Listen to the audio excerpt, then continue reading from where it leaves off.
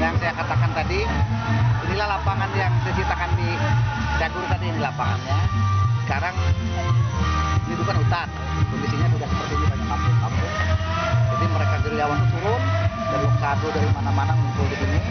Kemudian di sini ada utusan dari Jakarta juga, yang namanya Soeharjo Harjowardoyo. Itu pertemuannya di Bungguraya awalnya. Yang nanti kalau kita ke Banjarmasin, udah ada Sungai Raya, ada Polsek, sebelah kiri ada namanya Bungguraya. Nanti keluarnya ke Batu Laki, Padang Batung, di sini juga. Nah, pertemuan di sana ada pertemuan Bungguraya namanya. Pertemuan Bungguraya itu awal dari untuk peresmian TNI. Nah, peresmiannya di sini, yang namanya Mandapai. Nah, riwayat tentang divisi 4 hari terekam di situ. Terekam pada setiap frame diorama relief itu menggambarkan tentang perjalanan divisi 4 hari, ya, sampai dengan pengakuan TNI Letnan Kolonel Hasan Basri sebagai gubernur, ya, gubernur pertama. Bukan gubernur divisi 4 hari ya di sini. Jadi itu diorama penceritaan. Jadi kalau itu dirangkai, itu menjadi bagian cerita dari seluruh perjuangan divisi 4 hari. Itu di situ ada pawai merah putih Kalimantan Selatan, tahunnya ada. Kemudian pertempuran 9 November di Banjarmasin. Sekarang kantor gubernur wali kota itu ada di kantor KPN. Jadi kalau kita lewat Polda ya, Polda Kalsel. Polda Kalsel, kemudian seberangannya itu kan kantor gubernuran lama. Seberangannya KPN. Nah, sininya arah Pasar Lama ada namanya kantor KPN. Disitulah terjadi pertempuran 9 November 45 yang dioramanya gitu. Yang gambar pertama ya, Pak? Bukan, diorama kedua. Diorama kedua. Diorama pertama itu menggambarkan tentang keinginan rakyat untuk tetap bersatu di bawah Negara Kesatuan Republik Indonesia. Yang saya katakan tadi kan terpisah. Ada Sumatera dan Jawa. Kalimantan, terus ke timur itu bagian dari RIS.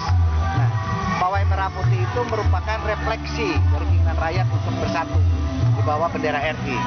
Nah, perjuangan itu muncul ketika pertempuran 9 November. Jadi ada 2 tugu pertempuran di Banjarmasin itu. Jadi kejadiannya yang sekarang jadi kantor KPN, dulu ada tugu di situ. Tapi setelah dibangun kantor hilang. Ada monumen juga di situ, monumen 9 November. Nah, kemudian terdesak. Gerilyawan ini sekarang mundur ke Pengambangan. Jadi kalau ada ke Pengambangan ya, Pengambangan mau ke Jembatan Benuanyar, kiri Jembatan Benuanyar, terus kanannya itu kan pinggir sungai ya, pinggir sungai Pengambangan. Itu ada monumen 9 November sama dengan ini. Jadi pertempuran dengan KPN itu mundur ke Pengambangan itu. Pengambangan basis dari pejuang-pejuang yang bertempur pada 9 November.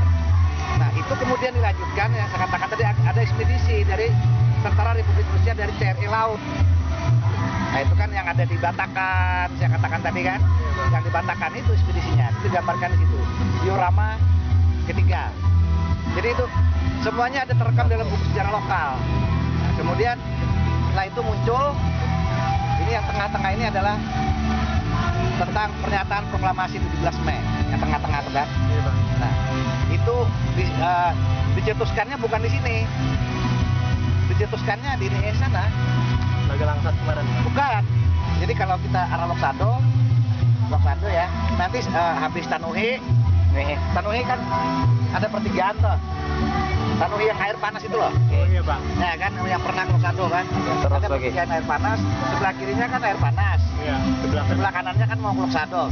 Nah, kira-kira kurang lebih setengah kilometer dari pertigaan itu ada nanti gerbang monumen proklamasi 17 Mei juga nih katanya. Ambil kanan. Dari ini jalan ke Loksado, nanti ambil kanannya lagi. Jalan kecil kayak kurang lebih seperti inilah. Nah, itu nih. Nah, jadi ada monumen lagi di sana. Ada monumen lagi. Kalau yang angkatan sebelumnya kan angkatan Siaro kan kita dari sana.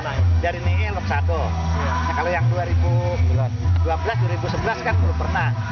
Nah, belum. Di situ pencetusan proklamasinya. Kalau ini peresmian TNI-nya. Jadi ini tengah-tengah ini gambaran pencetusan proklamasi. Ya.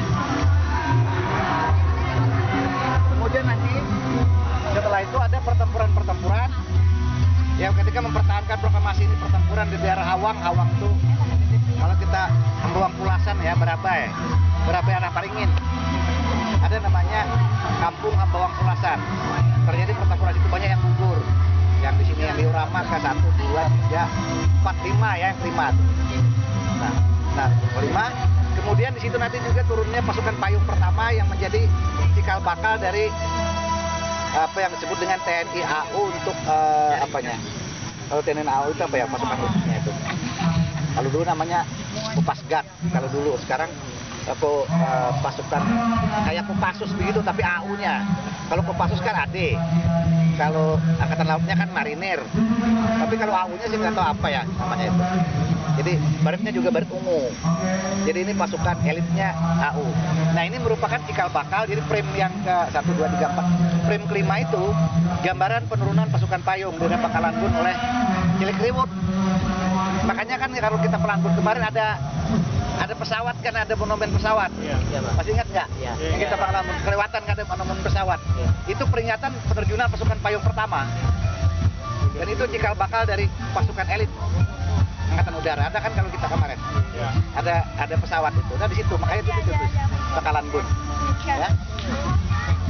Nah kemudian seterusnya nanti itu ada gambaran sampai ke peresmian dari TNI. Nah, sebagai komandan pertama adalah Hasan Basri dengan pangkat Letnan Kolonel. Nah jadi cerita tentang ini seperti terekam dalam setiap diorama itu. Jadi sekarang lebih jelasnya Anda silakan bukan sambil berfoto, lihat print dalam diorama setiap bingkai itu menceritakan itu. Dan nanti tugasnya adalah nanti ada satu kelompok, nanti kita lihat jadi nanti pelajari semuanya, nanti kita bagi-bagi. Kelompok yang satu mempelajari prim. Nah, kelompok misalnya ada kelompok yang mempelajari prim pertama atau yang itu Gunung Madang itu. Terus nanti bingkai pelajari aja dulu bingkai 1, bingkai 2, bingkai 3, bingkai 4, bingkai 5, bingkai 6 sampai bingkai 7. Jadi Anda lihat aja sambil berfoto boleh, tapi jangan lupa untuk berinteraksi dengan gambar itu, menceritakan itu. Nanti kita bisa cerita lagi, tanyakan aja kalau ada hal-hal tentang apa yang ada di diorama. Ya, jadi silakan memanfaatkan waktu untuk lihat aja dulu supaya jangan makan habar. Mumpung kita udah jauh-jauh datang loh ini. Nah ya kan, kalau cuma ya sudah, lebih baik guring di rumah kan. Oke, silakan, saya kira itu aja dulu sampai istirahat. Ya.